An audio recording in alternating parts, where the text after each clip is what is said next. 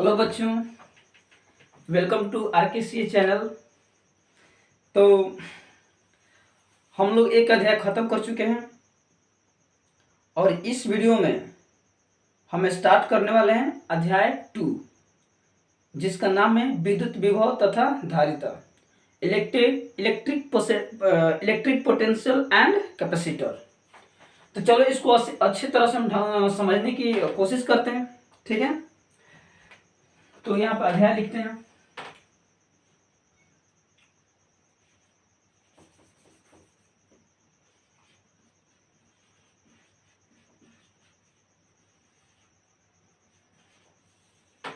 अध्याय 2 विद्युत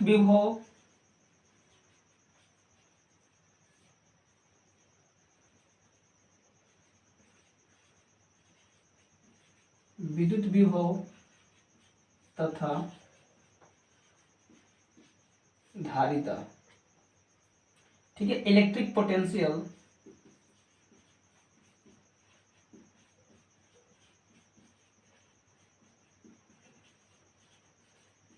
and capacitor. Electric potential and capacitor, तो इसमें क्या है, इसमें दो पॉइंट है, एक विद्युत विभव, इसके बाद में है धारिता। तो सबसे पहले हम विद्युत विभव को समझेंगे, ठीक है, उसके बाद में है धारिता। ठीक है, तो देखिए विद्युत विभव है क्या। सबसे पहले हम लोग देखते हैं विद्युत विभव है क्या। विद्युत विभव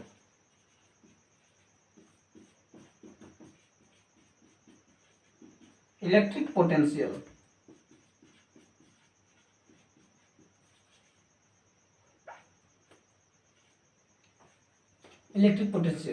तो ये सबसे पहले स्टार का चिन्ह देकर लिखिएगा विद्युत विभव। ठीक, विद्युत विभव। देखिए विद्युत विभव है क्या। विद्युत विभव एक तरह का कार्य है। जिस तरह से हम लोग जब हम चलते हैं, दौड़ते हैं, तो हम लोग कहते हैं कि हम कार्य कर रहे हैं, या कोई भी अपना जब हम काम में बजे होते हैं तो कहते हैं कि हम कार्य कर रहे हैं। ठीक है, तो ठीक वैसे ही ये भी है, एक तरह का कार्य है। लेकिन ये जो आवेश द्वारा किया गया कार्य होता है, विभव जो होता है एक तरह कार्य है, लेकिन वो कार्य किसके द्वारा किया जाता है, वो आवेश द्वारा किया जाता है। आवेश द्वारा वो कार्य किया जाता है। कहने का मतलब जब आवेश कार्य करेगा तो उसके आवेश को, माने आवेश के द्वारा किया गया कार्य को हम क्या कहेंगे, विभव कहेंगे। क्या कहेंगे, विद्युत विभव कहेंगे। लेकिन यहाँ पे इसको थोड़ा सा डिफिनेशन अलग तरीके से दिए। मतलब है ये विभव का मतलब क्या है, विभव का मतलब होता है कार्य। ठीक है, जितना कार्य उतना विभव। तो कार्य करेगा कौन भाई, तो आवेश करेगा। तो आवेश जितना कार्य करेगा उतना ही उसका क्या हो जाएगा, विभव हो जाएगा। ठीक है, तो जिस तरह का हम लोग जितना कार्य करते हैं उतना ही हम लोग का शक्ति लॉस होता है ना। ठीक है, ये हमारे में जितना शक्ति होता है उतना हम कार्य करते हैं। उसी प्रकार आवेश में जितना विभव होता है उतना कार्य करता है, और जितना कार्य करेगा उतना ही विभव। तो आवेश के द्वारा किया गया कार्य एक तरह का क्या होता है, विभव होता है। ये विभव का मतलब हुआ। लेकिन डिफाइन हम इसको अलग तरीके से किया जाता है। तो सबसे पहले कैसे कहते हैं विद्युत विभव, और वो होता क्या, ध्यान दीजिए। विद्युत विभव बराबर होता है कार्य बटा में आवेश। ठीक है, तो विद्युत विभव को हम V से सूचित करते हैं। V बराबर हो जाएगा W बटा में आवेश। ठीक है, ये फॉर्मूला होता है। ऐसे हम क्या करें, इसको डिफाइन करेंगे यहाँ पर। तो सबसे पहले यदि मान के चलो कि आवेश को हम एकांक मान लें, यदि आवेश को क्या मान लें, एकांक मान लें। यदि Q बराबर 1 कूलम आवेश हो, मान चलो 1 कूलम आवेश हो। ठीक है, तो जब ये यहाँ पर रखेंगे तो आवेश को जब 1 कूलम मान लेंगे तो यहाँ पर जब मान रखेंगे तो कितना आएगा हम लोग का, आ जाएगा V बराबर W। कार्य ही विभव है। ठीक है, और कार्य कौन करे भाई, आवेश करे। 1 कूलम आवेश करेगा वो। ठीक ना, इसको हम एकांक ध्रुवावेश भी कह सकते हैं। तो यहाँ पर डिफाइन कुछ अलग तरीके से करेंगे। अब इसको लिखना नहीं है, सिर्फ समझना है। तो यहाँ पर मान के लिए कि कोई आवेश है। ठीक है, इसके चारों कहीं ना कि एक अपना एक ये एरिया है, ये कोई आवेश है, इसका एक तरह का ये विद्युत क्षेत्र है। अब इस विद्युत क्षेत्र में एकांक ध्रुवावेश को, ठीक है, एकांक धनावेश को जब इस विद्युत क्षेत्र में लाएंगे, मान चलो कि ये वो बिंदु पे है, ठीक है, और यहाँ पे कोई बिंदु, इस क्षेत्र में कोई बिंदु मान चलो ए है। अब एकांक धनावेश को, ये एकांक धनावेश को अनंत से इस बिंदु तक लाएंगे, इस बिंदु तक लाने में जितना कार्य करना पड़ेगा वही कार्य क्या कहलाता है, विभव कहलाता है। एकांक धनावेश को मैंने क्या बोला, एकांक धनावेश को अनंत से, कहां से, ये अनंत, अनंत का मतलब यहाँ पर होगा अननोन प्लेस, ठीक है, अनंत का मतलब अननोन प्लेस, मतलब हम कहीं से भी आवेश को हम कहीं से भी ला सकते हैं, ठीक है, कहीं से भी। तो अनंत क्या है, कहीं शब्द का जो है अगर स्थान निश्चित ना हो तो फिजिक्स में उसको अनंत कह दिया जाता है, ठीक है। तो अनंत का मतलब कि स्थान फिक्स नहीं है, यहाँ से कहीं से भी ला सकते हैं, ठीक है। तो कैसे डिफाइन करेंगे इसको, एकांक धनावेश को अनंत से इस विद्युत क्षेत्र के किसी बिंदु तक लाने में जितना कार्य करना पड़े वही कार्य उस बिंदु का विभव कहलाता है, ठीक है। लाने में मान लो कि जितना कार्य करना पड़े, जितना कार्य यहाँ से यहाँ तक लाने में जितना कार्य करना पड़े वही इसका क्या कहलाता है, विभव कहलाता है। फॉर्मूला भी देख लो, विभव ही कार्य, कब, एकांक धनावेश को कहां से लाएंगे, अनंत से लाएंगे, अनंत से लाने में जितना कार्य करना पड़ेगा वही कार्य क्या कहलाएगा, विभव कहलाएगा। तो आप लोग परिभाषा में विद्युत विभव को परिभाषा में क्या लिखिएगा कि एकांक धनावेश को, ठीक है, विद्युत क्षेत्र के किसी बिंदु तक लाने में जितना कार्य करना पड़े वही कार्य उस बिंदु का विद्युत विभव कहलाता है, ठीक है। फिर से, एकांक धनावेश को विद्युत क्षेत्र के किसी बिंदु तक लाने में जितना कार्य करना पड़े वही कार्य उस बिंदु का विद्युत विभव कहलाता है। तो यहां पर ध्यान दे, समझने लायक ये बात है कि कार्य होने के लिए इसका कोई ना कोई एक एरिया होना चाहिए, दूसरे के एरिया में प्रवेश करेगा तब जाके कार्य होगा, मतलब आसपास विद्युत क्षेत्र होना चाहिए, उस विद्युत क्षेत्र रहेगा, उस विद्युत क्षेत्र में प्रवेश कराएंगे, तब जाके ये कार्य होगा, तब जाके विभव का गणना होगा। ये नहीं कि कैसी कोई आवेश है ही नहीं है, यहाँ पे कहीं आवेश है ही नहीं, बस यहाँ पर एकांक आवेश यहाँ पर कहीं ना कहीं ला दिया, यहाँ पर ये बिंदु पर, तो यहाँ पर कार्य नहीं हो पाएगा, यहाँ पर कार्य नहीं हो पाएगा क्योंकि इसके आसपास कोई आवेश है ही नहीं है। तो इसके पास कोई आवेश रहेगा, इसके कुछ एरिया होगा, उस एरिया में कोई बिंदु, अगर वो बिंदु रहेगा और उस बिंदु तक लाएंगे तब जाके हम कहेंगे कि वो कार्य हुआ है। फॉर एग्जाम्पल, जैसे कि मान चलिए कि यहाँ पर कार्य का मतलब अगर हम चलते हैं तो हम किसी का विरोध करते हैं। फॉर एग्जाम्पल, जैसे कि बहुत सारे हवा हमारे ऊपर चल रही है, हम उसके हवा को विरोध करते हुए आगे बढ़ रहे हैं, तो कहीं ना कहीं हम मेहनत कर रहे हैं, वही मेहनत क्या करेगा, कार्य कहलाएगा। तो चूंकि यहाँ पर भी एकांक आवेश का कोई ना कोई विरोध करने वाला होता है और उस विरोध के विरोध में क्या करता है, ये लड़ता है, ठीक है, और जब लड़ता है तो मेहनत करेगा, जब मेहनत करेगा तो कार्य होगा, वही कार्य क्या कहलाएगा, विभव। तो सबसे पहले इसको मिटा देते हैं।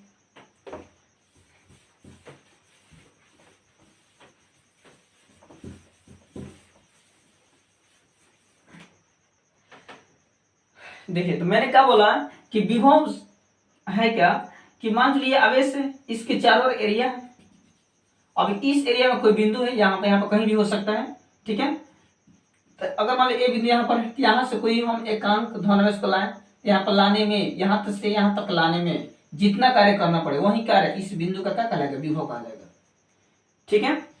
तो यहाँ पर एक बात, अगर ये आवेश नहीं रहे, इसका कोई एरिया नहीं रहे, यहाँ से लाएंगे तो कार्य नहीं हो पाएगा। क्यों?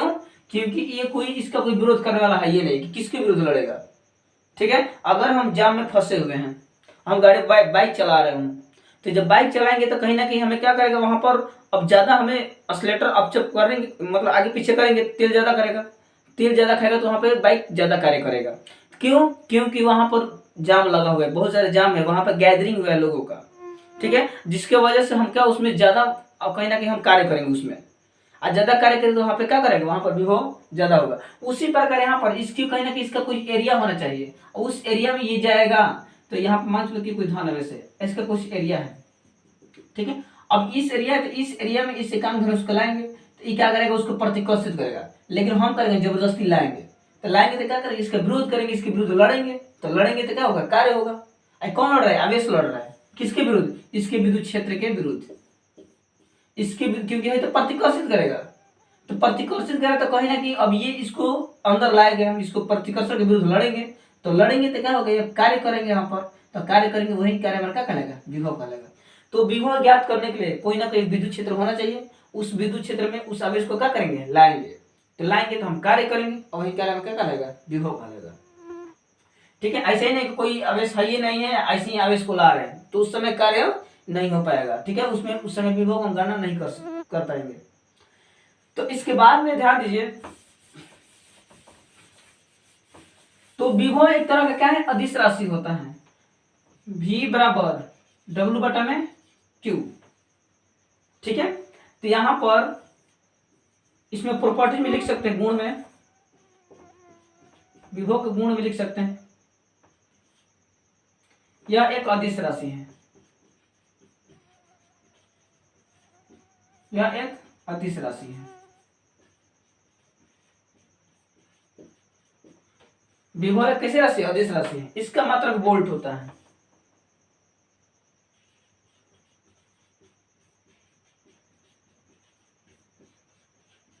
इसका मात्रक वोल्ट होता है। ठीक है, अब इसका बीमा देख लेते हैं बाबू।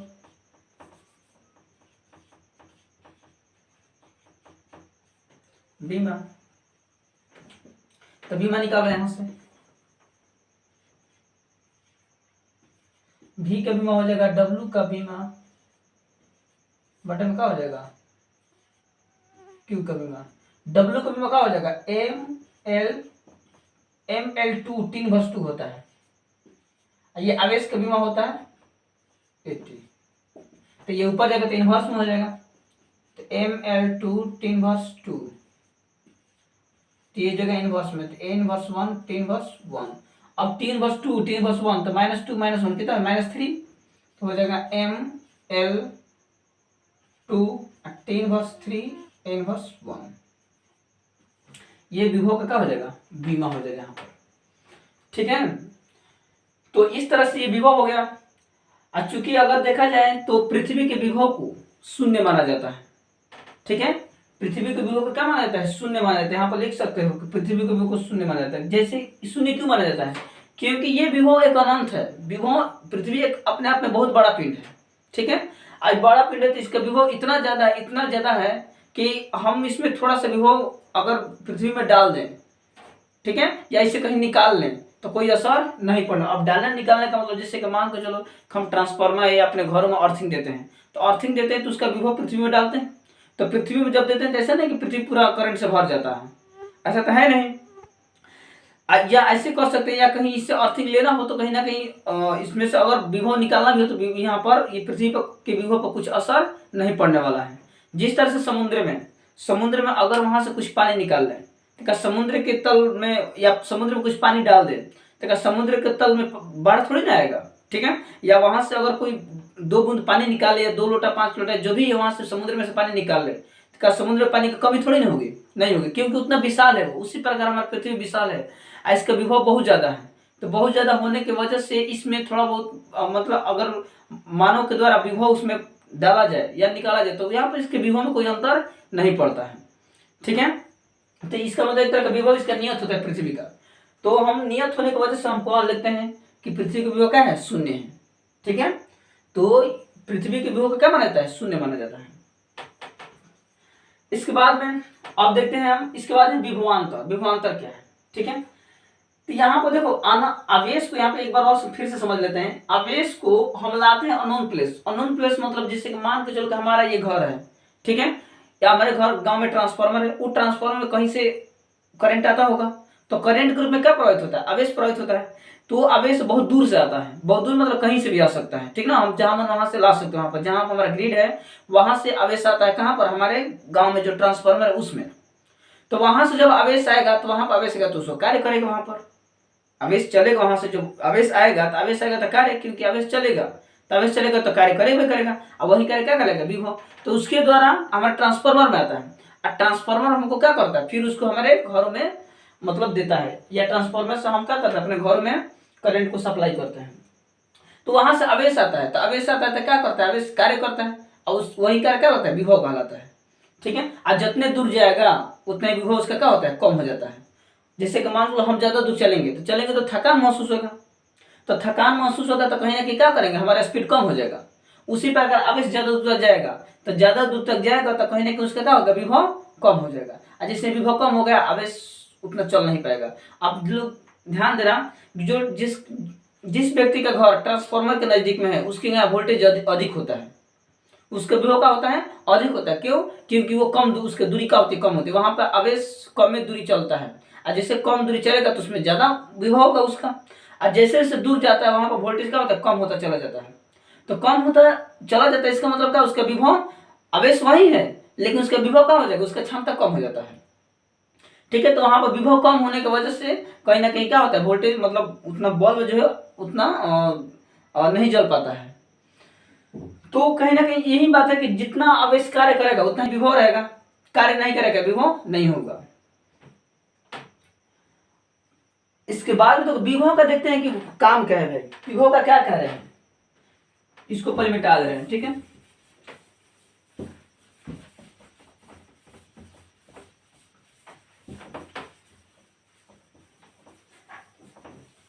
देखिए विभव का कार्य है क्या, विभव का काम क्या है। विभव का कार्य है आवेश के प्रवाह की दिशा को बताना। ठीक है, विभव के कारण ही हमको पता चलता है हम लोगों को कि आवेश किधर से किधर प्रवाहित होता है। ठीक है, जैसे कि एग्जांपल, ये कोई इसमें ये कोई पदार्थ है, ये कोई और कोई चालक पदार्थ है, इसमें भी आवेश दे दिया मान चलो कि 100 कूलम, इसमें दे दिया मान चलो कितना 20 कूलम, ये इसमें 100 कूलम आवेश है, इसमें 20 कूलम आवेश है। तो जब इसको कोई चालक तार से जोड़ देंगे, तो चालक तार से जोड़ेंगे तो आप लोगों को ये बताना है कि आवेश इसमें से इसमें प्रवाहित होगा कि इसमें से इसमें प्रवाहित होगा। यदि कोई आप लोगों से पूछे कि भाई एक चालक पदार्थ को 100 कूलम आवेश दिए, दूसरे चालक को 20 कूलम आवेश दिए, तो आपको ये बताना है कि इसमें से आवेश मैंने 100 कूलम में से 20 कूलम में गया कि 20 कूलम में से 100 कूलम में गया। तो जाहिर सी बात है कि सबको यही बताएगा कि 100 कूलम में से आवेश किस में जाएगा, 20 में जाएगा।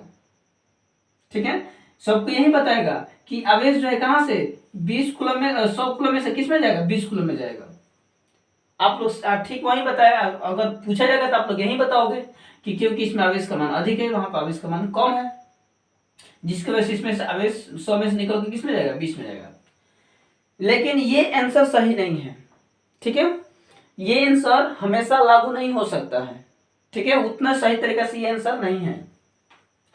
जैसे कि एग्जांपल, जैसे कि मान चलिए यहाँ पर कोई कंटेनर है, यहाँ पे एक थोड़ा, यहाँ पे एक कंटेनर है,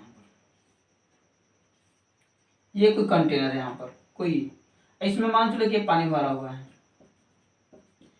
ठीक है, ये पानी भरा हुआ है, इसमें मान चलो कि 100 लीटर पानी है। ठीक है, एक दूसरा कंटेनर है, ये इसमें मान चलो कि 20 लीटर पानी है।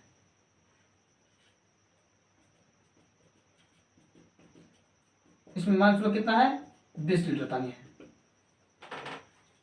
अब इसको करते हैं, एक नला से इसको जोड़ देते हैं, एक पाइप से इसको क्या करते हैं, इसको जोड़ देते हैं। तो पाइप से जोड़ देंगे तो कहेंगे कि भाई अब बताइए पानी इसमें से 100 वाला में से 20 में जाएगा कि 20 वाला में से 100 में जाएगा। तो आप लोग जरूर बताओगे कि नहीं सर अब 20 में से किस में जाएगा, 100 वाला में जाएगा, ये पानी इसमें से इसमें जाएगा। ठीक है, क्यों? क्योंकि यहाँ पर पानी का लेवल है, भले पानी कम है, ठीक है, यहाँ पर पानी कम है, यहाँ पे पानी ज्यादा है, बट यहाँ पर लेवल क्या है, ये कम है, यहाँ पर लेवल क्या है, अधिक है। ठीक है, तो इसलिए पानी जो है उच्च लेवल से निम्न लेवल में प्रवाहित होता है। तो अब 20 में से किस में जाएगा, 100 में जाएगा। तो हम इसी प्रकार यहाँ पर विभव, अब यहाँ पर हम कैसे बता सकते हैं, नहीं बता सकते जब तक कि इसका विभव ना पता कर ले। तो जब विभव पता हो जाएगा तब हम बता सकते हैं कि आवेश इसमें से इसमें जाएगा, किसमें इसमें जाएगा। यदि हम इसको ऐसे कर लें, इसमें मान चलो कि 20 वोल्ट है इसका विभव, इसका मान चलो कि 10 वोल्ट विभव है। अब बता सकते हैं कि आवेश किस में से, 100 में से 20 में जाएगा। ठीक है, यदि हम ऐसा कह दें कि इसका 10 वोल्ट विभव है, इसका 20 वोल्ट विभव है। ठीक है, तो अब चलो ठीक है, इसको या इसको 100 वोल्ट मान लो, इसको 100 वोल्ट विभव है यहाँ पर। अब आवेश किस में, इसमें से इसमें जाएगा। ठीक है, आवेश 20 वाला में किस में जाएगा, क्योंकि यहाँ पर इसका भले कम है, आवेश कम है, बस लेवल इसका अधिक है, क्षमता अधिक है, ये ज्यादा दूर तक आवेश जाएगा। इसका विभव का है कम है, ठीक ना, क्योंकि ये थक चुका है, इसका क्षमता कम है, तो इसमें से इसमें नहीं जाएगा, इसमें से इसमें आएगा। तो बस यही चीजें यहाँ पर, जिससे कि अगर दो बैटरी है, ठीक है, दोनों में आवेश रहता है, लेकिन वो क्या होता है, कहने का मतलब दो बैटरी है, एगो फुल चार्ज है, एगो कम चार्ज है। ठीक है, तो यहाँ पर कम चार्ज है, क्योंकि आवेश उतना ही है, लेकिन उसका विभव का है अधिक है। अब दो बैटरी जो आवेश समान है, लेकिन एगो में जो डिस्चार्ज वाला है उसका विभव का है, डिस्चार्ज का मतलब क्या, उसका विभव कम है, और चार्ज का मतलब क्या, उसका विभव अधिक हो गया। तो अब विभव अधिक हो गया, तो उसमें से यानी चार्ज वाला में से आवेश किस में जाएगा, डिस्चार्ज वाला बैटरी में चला जाएगा। उसी प्रकार यहाँ पर आवेश है समान, बट इसका विभव का है कम है, यहाँ पर विभव अधिक है। अब 100 इसमें से 20 कूलम में से किस में जाएगा, 100 कूलम वाला आवेश जाएगा। तो बस यही चीज है आप लोग का। अब हम देखते हैं, तो विभव का काम क्या है, विभव का काम है आवेश प्रवाह की दिशा को बताना। ठीक है, अब देखते हैं विभवांतर।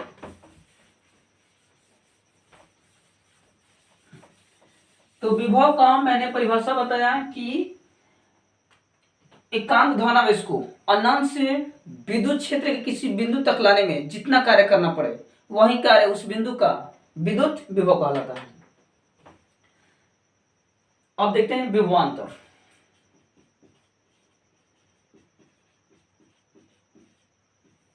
विभवांतर इसको बोलते हैं पोटेंशियल डिफरेंस, पोटेंशियल डिफरेंस।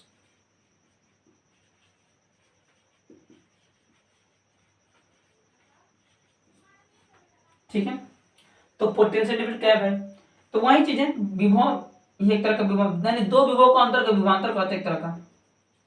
ये मान चलो कोई आवेश है, इसके चारों का एरिया है, विभवांतर सबसे पता चला कि विभव में अंतर। ठीक है, इसका मतलब है, लेकिन डिफाइन भी एक तरह अलग तरीके से करेंगे इसमें।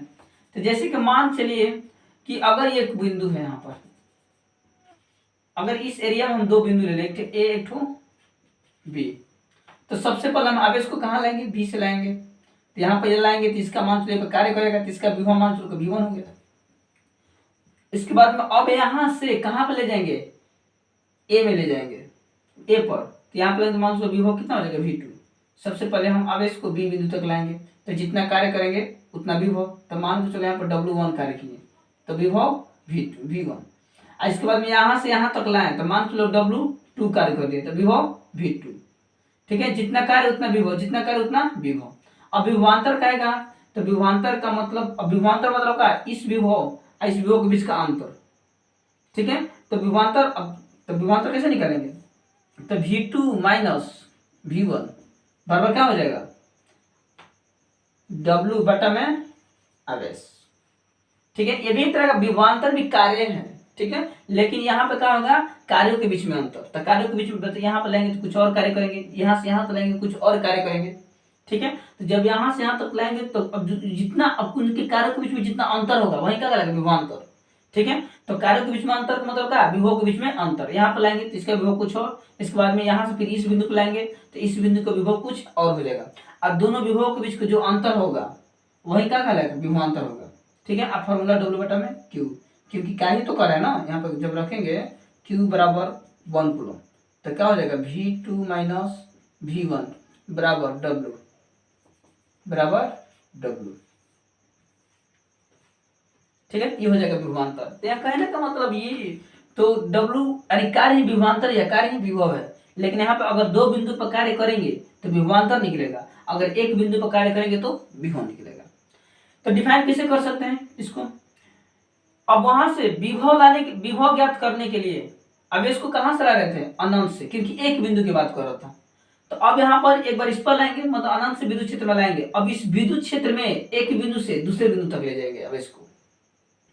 तो अब यहाँ पे करेंगे, कैसे बोलेंगे विभवांतर, कि एकांक धनावेश को, कितना, एकांक धनावेश को किसी विद्युत क्षेत्र के एक बिंदु से दूसरे बिंदु तक लाने में जितना कार्य करना पड़े। ठीक है, एकांक धनावेश को विद्युत क्षेत्र के, ठीक ना, किसी विद्युत क्षेत्र के एक बिंदु से दूसरे बिंदु तक, एकांक धनावेश को किसी विद्युत क्षेत्र के एक बिंदु से दूसरे बिंदु तक लाने में जितना कार्य करना पड़े, वही कार्य उन दोनों बिंदुओं का क्या कहलाता है, विभवांतर कहा जाता है। ठीक है, विभव कहेगा तो हम आवेश को कहां से लाएंगे, अनंत से लाएंगे, लेकिन विभवांतर कहेगा तो वहां से अनंत स्टार्ट नहीं करेंगे, कहां, विद्युत क्षेत्र से स्टार्ट करेंगे। ठीक है, अगर विद्युत क्षेत्र में कार्य होगा तो विभवांतर, अगर विद्युत क्षेत्र में दो बिंदु दिया है, स्टार्ट हम विद्युत क्षेत्र से करेंगे तो विभवांतर निकलेगा, लेकिन स्टार्ट हम अनंत से करेंगे तो विभव निकलेगा।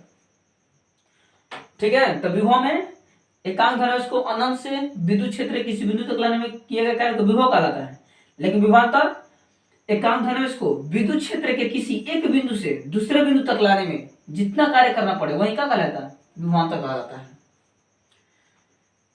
अब फॉर्मूला सेम टू सेम वही रहेगा यहाँ पर।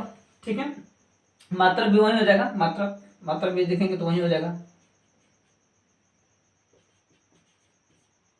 मात्रक कितना हो जाएगा, विभवांतर मात्रक हो जाएगा कितना, वोल्ट, इसका मात्रक वोल्टेज होता है।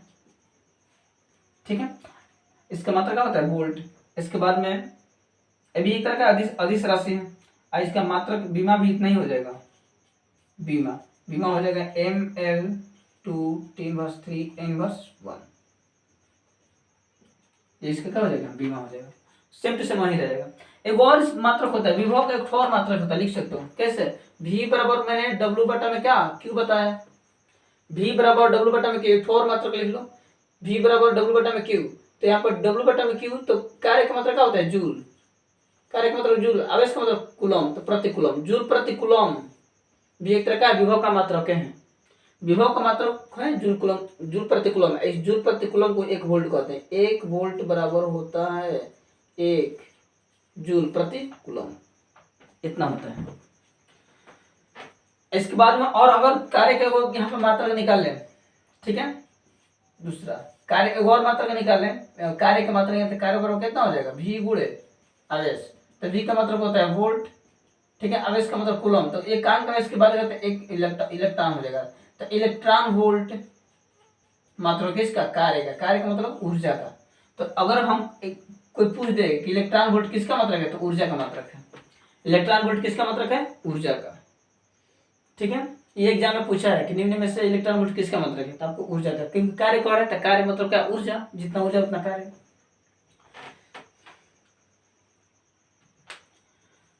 तो यहाँ तक आप लोग का खत्म हो गया विभव और विभवांतर। ठीक है, यदि आप लोग का कोई दिक्कत होगा तो उसमें कमेंट कीजिएगा। ठीक है, हम कंफ्यूजन को दूर करने की कोशिश करेंगे।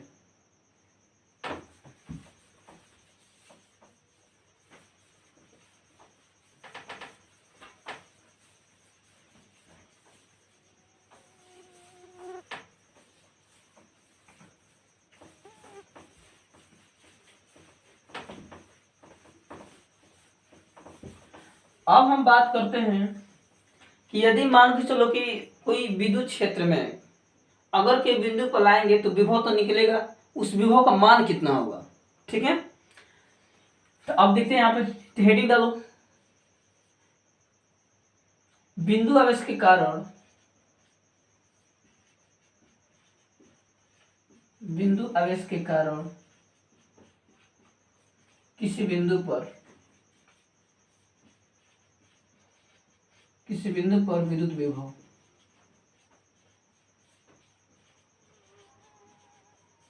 ठीक है, तो यहां पर लिख सकते हैं electric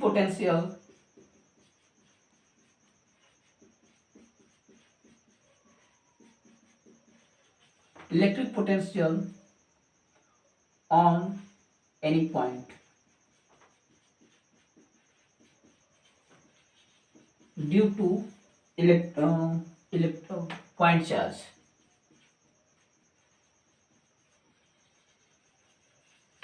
due two point charge, इस तरह से। तो बिंदु आवेश का किसी बिंदु विद्युत विभव की गणना करना है। ठीक है, यानी विभव के फॉर्मूला का डेरिवेशन करना है यहाँ पर। तो सबसे पहले यहाँ पर हम कोई बिंदु आवेश ले लेते हैं, यहाँ पर ये बिंदु आवेश ले लें। अब इसका कुछ ना कुछ एरिया होगा, और उसी एरिया में मान लीजिए ओ बिंदु पर है, और उसी एरिया में मान चलो कितना आर दूरी पर, कितना आर दूरी पर एक बिंदु ले लिए, एक बिंदु ले लिए,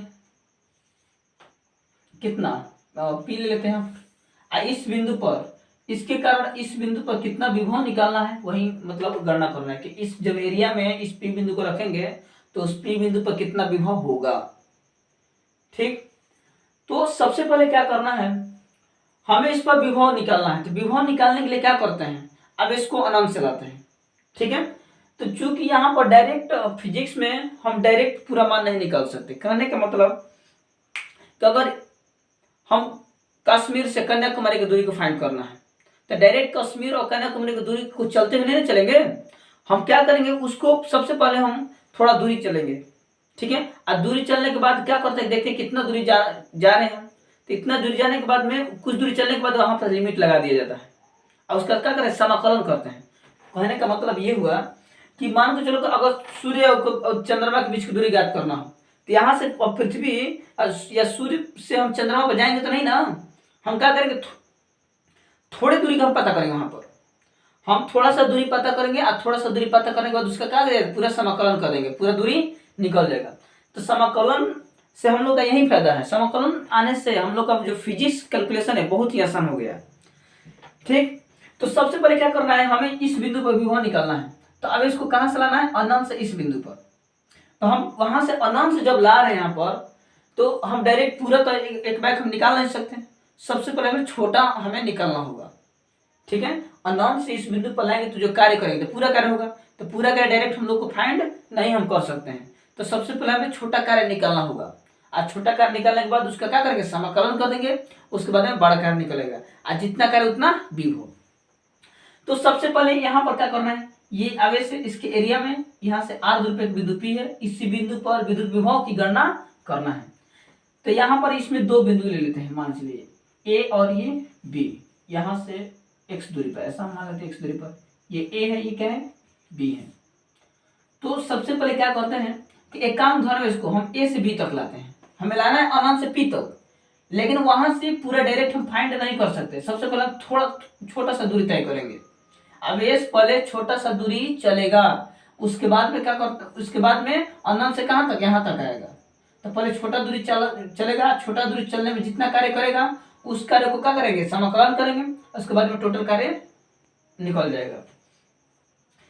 एकांक धनावेश को मान चलो कि A से B तक लाया जाता है। तो इनके बीच की जो दूरी कितना है, dx, कितना, यहां से यहां तक का x। तो x से यहां तक का छोटा सा दूरी क्या, कितना, dx हो जाएगा। यानी एकांक धनावेश को A से B तक लाने में किया गया कार्य, या यहां से यहां तक तय करने में दूरी कितना हो जाएगा, dx। एकांक धनावेश को A से B तक, यहां से जब यहां तक लाएंगे तो कितना दूरी तय करेगा भाई, dx। हम ऐसा मान लेते हैं। तो ये आप लोगों का फिगर है। तो सबसे पहले आप लोग इसको एक्सप्लेन करोगे कैसे, कि माना कि O बिंदु पर कोई आवेश है जिसके विद्युत क्षेत्र में O बिंदु से r दूरी पर एक बिंदु P है जिस पर विद्युत विभव की गणना करना है। ठीक है, तो यहाँ पे लिखेंगे इस r दूरी में ही दो बिंदु A तथा B है जिनके बीच की दूरी क्या है, dx है। ठीक है, जिनके बीच की दूरी क्या है, dx है। अब लिखेंगे एकांक धनावेश को,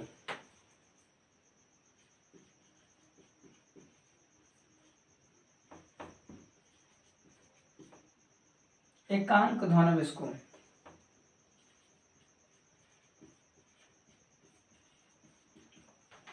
A से B तक, A से B तक लाने में किया गया कार्य। तो कार्य बराबर होता है बल गुणा विस्थापन। तो विस्थापन कितना, dx तय कर रहा है। तो भाई विस्थापन dx, तो कार्य कितना है, dw। करने का मतलब अगर छोटा दूरी हम तय करेंगे तो कार्य कितना प्राप्त होगा, छोटा प्राप्त होगा। तो यहां पर क्या करेंगे, कार्य बराबर बल गुणा विस्थापन, तो लिखेंगे dw। dw कार्य बराबर क्या हो जाएगा, dw हो जाएगा। तो बल गुणा विस्थापन, तो बल गुणे विस्थापन, विस्थापन है dx, ये हो जाएगा dx। कार्य बराबर बल गुणे विस्थापन, dw क्यों लिखे हैं, क्योंकि हमारा दूरी कितना चल, विस्थापन कितना हमारा dx, जितना दूरी उतना कार्य करेगा। लेकिन यहाँ पर कार्य जो होगा ऋणात्मक होगा। क्यों, क्योंकि भाई ये प्लस है, ये भी एकांक धनावेश क्या है, प्लस है। अब धनावेश विकर्षण होता है तो यहाँ पे इसको प्रतिकर्षित करेगा उधर, लेकिन हम लाएंगे उसके विपरीत दिशा में। तो जब भी अगर बल लग रहा है इधर, लेकिन हम विस्थापन हो रहा है इधर, हम विस्थापित किधर कर रहे हैं, उसकी विपरीत दिशा में। जब भी बल और विस्थापन विपरीत दिशा में होता है तो कार्य कैसा होता है, ऋणात्मक होता है। आप लोग फर्स्ट ईयर में पढ़े होंगे कार्य ऊर्जा शक्ति में, जैसे कि मान चलो कि घर्षण बल द्वारा किया गया कार्य कैसा होता है, ऋणात्मक होता है। ठीक है, क्यों, क्योंकि उसमें बल और विस्थापन क्या होता है, विपरीत होता है। अगर मान चलिए खुरदरा पथ है, यहाँ पर ये खुरदरा पथ है, ये इस पर कोई जा रहा है तो ये वस्तु तो इधर गति करता है, वस्तु तो इधर गति करता है, विस्थापित इधर होता है, लेकिन जो तल और ये रोड के बीच में जो कण है, इनके बीच में जो घर्षण इधर होता है, ये घर्षण क्या करेगा, इसकी गति को रोकने की कोशिश करता है। वस्तु का विस्थापन होता है इधर, लेकिन घर्षण बल होता है इधर, तो घर्षण बल द्वारा किया गया कार्य क्या होता है, ऋणात्मक होता है। तो उसे क्यों, क्योंकि बल और विस्थापन विपरीत दिशा में होता है, विस्थापन इधर बल इधर। उसी प्रकार यहाँ पे क्या करना है, बल तो इधर लग रहा है लेकिन अब विस्थापन एकांक में इधर ला रहे हैं, विपरीत दिशा में ना, तो कार्य कैसा हो जाएगा, ऋणात्मक हो जाएगा। यहाँ पर अब इसको क्यू नोट मिल रहा है, क्यू नोट। तो चूंकि अब इनके बीच में जो बल कितना लगेगा, बल का मान यहाँ पर माइनस, बल का मान कितना हो जाएगा 1/4 पाई एप्सिलॉन नॉट, ये आवेश क्यू है, यहाँ पे आवेश एकांक आवेश क्यू नॉट बटा में दूरी, इस यहाँ से यहाँ के बीच में दूरी तो कितना है, x स्क्वायर हो जाएगा यहाँ पर दूरी कूलम के नियम से। ठीक है, तो चूंकि एकांक आवेश ये एकांक आवेश इसका मान 1 होता है, तो यहाँ पर मान रखेंगे, तो मान रखेंगे तो dw बराबर हो जाएगा -1/4 पाई एप्सिलॉन नॉट q बटा में x स्क्वायर, ये हो जाएगा w। इतना कार्य किया, जो dx दूरी तय करेगा तो इतना dw इतना कार्य करेगा। तो यहाँ पे करेंगे क्या, ध्यान दीजिए, हमें छोटा कार्य निकल गया, तो अब हम क्या करेंगे, बड़ा कार्य निकालेंगे। ठीक है, तो छोटा कार्य है dw, तो जब बड़ा कार्य निकालना है तो क्या करेंगे, समाकलन कर देंगे। अब लिखेंगे एकांक धनावेश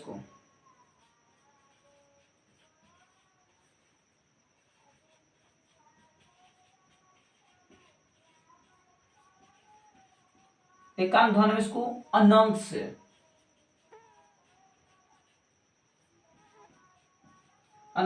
कहां तक, r दूरी तक, कहां तक लाना, क्योंकि इस पे निकलना है ना, ये निकलना है, तो r दूरी तक ना, से अनंत से r दूरी तक, मतलब अब यहाँ से ये r दूरी है ना, तो r दूरी तक, अनंत से r दूरी तक, r दूरी तक लाने में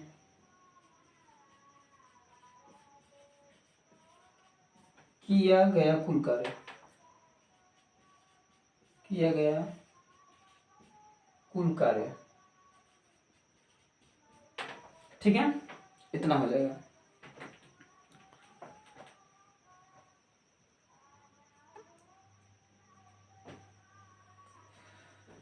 तो एकांक धनावेश को अनंत से r दूरी तक किया गया कुल कार्य, तो कुल कार्य निकालो भाई। तो अब यहाँ पर कुल कार्य निकालना हो, हमें w पता हो गया, तो हमें dw पता है, हमें w निकालना है, तो क्या करेंगे, समाकलन कर देंगे इसका, क्या करेंगे, समाकलन किसका, dw का, dw के समाकलन करेंगे तो w निकलेगा। लेकिन यहाँ पर लिमिट है, कहाँ से, अनंत से, तो अनंत से यहाँ पे आवेश कहाँ से ला रहे हैं, अनंत से, तो जहां से लाते हैं वो स्टार्टिंग पॉइंट होता है, उसको निम्न सीमा, और कहाँ तक ला रहे हैं, r दूरी तक, तो लिखेंगे r दूरी तक ये। अब इसका मान रखेंगे यहाँ पर हम ऐसे कर देंगे, बनाएंगे, तो w बराबर हो जाएगा हम लोगों का लिमिट इंडिफिनिट से r दूरी तक, dw का मान इतना है ना, तो 1/4 पाई एप्सिलॉन नॉट q बटा में x का क्या हो जाएगा, square, 1/4 pi epsilon not q बटा में x स्क्वायर हो जाएगा। अब चूंकि ये माइनस है ना जी, तो माइनस यहाँ पर लगा दो। ठीक है, और dx है कितना है, चूंकि यहाँ पे देखो dx छूट रहा है, dx यहाँ पर dx छूट जा रहा है, यहाँ पे dx छूट जा रहा है। ठीक है, तो यहाँ पे क्या है, dw का मान इतना रखना है, तो यहाँ पे dx है तो dx को रखना। अब इसमें से जो कांस्टेंट है क्या निकालना है, बाहर रखना है, निकालना है, तो क्या कांस्टेंट है भाई, -1/4 कांस्टेंट है, q भी कांस्टेंट है, इसका मान नहीं बदलने वाला है, तो इसको बाहर निकल जाएगा, -1/4 पाई एप्सिलॉन नॉट q। भाई x का मान बदल सकता है क्योंकि दूरी है ना, ये यहाँ पर कहीं भी हो सकता है। तो ये वैसे में x है तो x, तो ये x तो कांस्टेंट हो नहीं सकता, तो लिखेंगे 1 में x square into d x, limit अनंत से r दूरी तक। ठीक है, इसके बाद में आगे देखते हैं। w बराबर, अब यहाँ पे लिखेंगे -1 में 4 पाई एप्सिलॉन नॉट क्यू। अब यहाँ पे जब ये x⁴ है ऊपर ले जाएंगे तो हो जाएगा कितना, x inverse 2 into d x. अब इसका समाकलन करते हैं, तो समाकलन करने पे क्या हो जाएगा भाई, -1 में 4 pi epsilon not Q. Limit हो रहा है तो बड़ा ब्रैकेट में लिखेंगे, तो समाकलन करते लिखेंगे x समाकलन क्या होता है, पावर में एक जुड़ जाता है, वहीं फिर नीचे लिखा जाता है -2 + 1 और नीचे -2 + 1, लिमिट इंडेफिनिट से r दूरी तक हो जाएगा -1 में 4 पाई एप्सिलॉन नॉट क्यू। लिखेंगे x के पावर -2 + 1 कितना हो जाएगा, -1 बटा -2 + 1 कितना, -1, लिमिट इंडेफिनिट से r तक।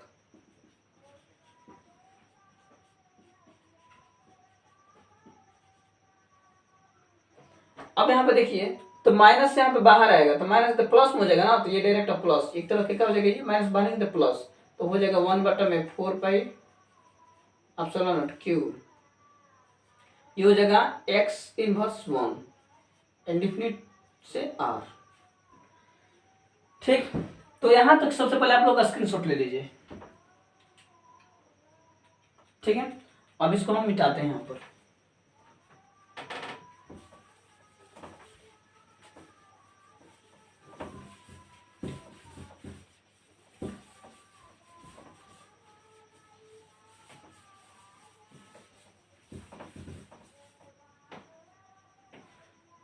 अब लिखेंगे W बराबर हो जाएगा 1 में 4 पाई एप्सिलॉन नॉट, इसके बाद में Q। अब यहाँ पर x इनवर्स 1 है तो नीचे आ जाएगा, तो 1 में क्या हो जाएगा x, लिमिट इंडेफिनिट से r तक। तो 1 में 4 पाई एप्सिलॉन नॉट Q। अब लिमिट रखते हैं, तो सबसे पहले x का सम क्या लिखेंगे r, सबसे x का सम क्योंकि सबसे उच्च सीमा, उसके बाद में निम्न सीमा, तब घटाया जाता है। तो एक बार x का सम लिखेंगे r माइनस x का सम का इनडिफिनिट। ठीक है, तो 1 में इनडिफिनिट क्या होता है, 0 होता है ना, जिससे कोई भी संख्या में 0 से भाग देते क्या आता है, इनडिफिनिट आता है। ये इधर आएगा तो ये उधर चला जाएगा, 1 में इनडिफिनिट बराबर क्या हो जाएगा 0, तो इसका 1 में इनडिफिनिट बराबर क्या हो जाएगा 0 हो जाएगा यहाँ पर। तो W बराबर हो जाएगा 1 में 4 पाई एप्सिलॉन नॉट क्यू, 1 में r माइनस का हो जाएगा 0। अब -0 का मतलब काम खत्म, बचेगा क्या, r नीचे गुणा हो जाएगा। तो फाइनली W बराबर हो जाएगा 1 में 4 पाई एप्सिलॉन नॉट क्यू में क्या हो जाएगा r। इतना कार्य करेंगे जब हम एकांक आवेश को अनंत से r दूरी तक यानी P बिंदु तक ला रहे हैं, तो कितना, इतना कार्य करे हैं। तो इतना कार्य करेंगे तो चूंकि जितना आवेश जितना कार्य करेगा उतना विभव, तो लिखेंगे किया गया कार्य ही विभव है, किया गया, इसको इधर लिख लेना, ये लेफ्ट साइड है ये। ठीक है,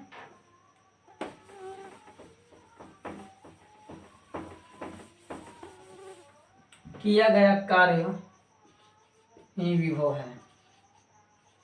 ठीक है, अब यहाँ पे लिखेंगे विभव v बराबर हो जाएगा 1 में 4 पाई एप्सिलॉन नॉट क्यू में r। ये आपका हो जाएगा विभव का फॉर्मूला। तो बिंदु आवेश के कारण किसी बिंदु पर विभव की गणना कर लिए हम लोग। v बराबर कितना आएगा, अगर कोई विद्युत क्षेत्र में, अगर कोई अगर विद्युत क्षेत्र में किसी बिंदु पर विभव, किसी बिंदु पर एकांक धनावेश को लाएंगे, अगर किसी विद्युत क्षेत्र में अगर कोई बिंदु स्थित हो तो वहां पर एकांक धनावेश को लाएंगे तो उस पर विभव कितना होगा, इतना होगा। ठीक है, तो इसको ध्यान से आप लोग घर पर जाकर रिवीजन कीजिएगा। ठीक है, एग्जाम के लिए बहुत इंपॉर्टेंट है। तो आज के लिए इतना ही। ठीक है, थैंक यू सो मच।